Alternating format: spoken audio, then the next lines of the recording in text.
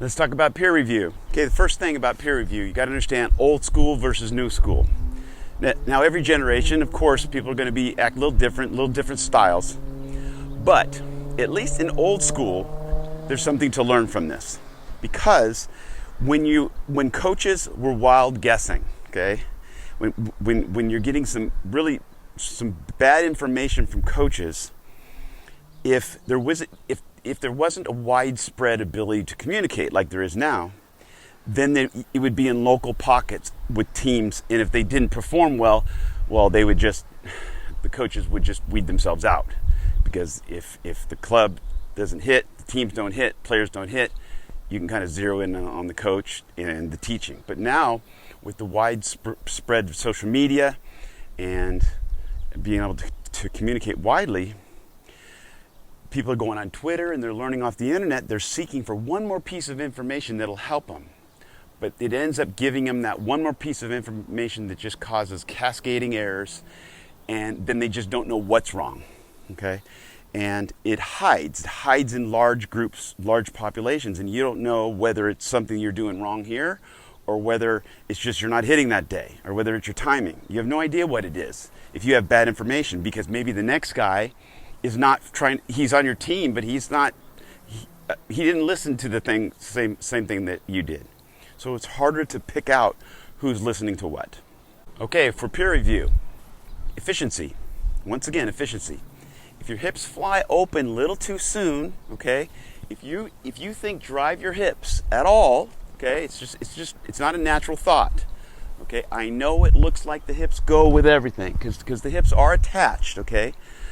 But if your hips get open a little prematurely, even if the front shoulder's closed, if I stride and my hips get open just a little too much, even if my front shoulder's closed, I'm not going to have anything left, okay? I'm going to be hitting, it's going to feel like this. Okay, so that's just a rule. Hips are not a part of the feel for hitting. If you're going to wrestle with somebody, you'd wrestle them this way. I hit left-handed, so I'm going to go this way, right?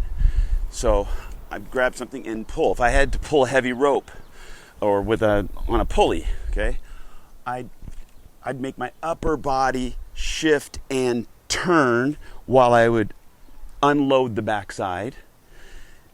The bottom half is going to get turned, but my upper body is going to, as I'm pulling, my upper body is turning against the lower body, because you need something to swing against.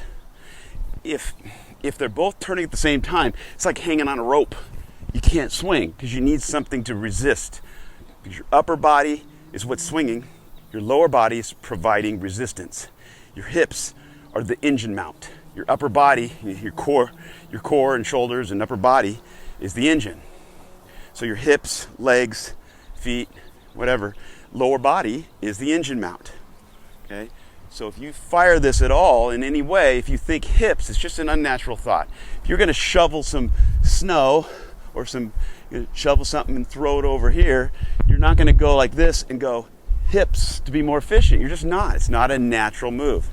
And I know it sounds like you'll watch a hitter, you'll see him in slow motion, it looks like the hips are moving with everything. And it's connected. But the hitter is providing a little bit of resistance. You're striding, and the lower body is relatively staying sideways, okay? So the lower body is landing in sideways, shifting into the front side. It's locking in a little bit. Sure, it's going to turn, but it's going to lock in against the front hip as you're resisting and blocking. If your first move is turn, then you can't. You're going to fly open. Okay, so you don't want your first move to be fire your hips, and that's usually what happens.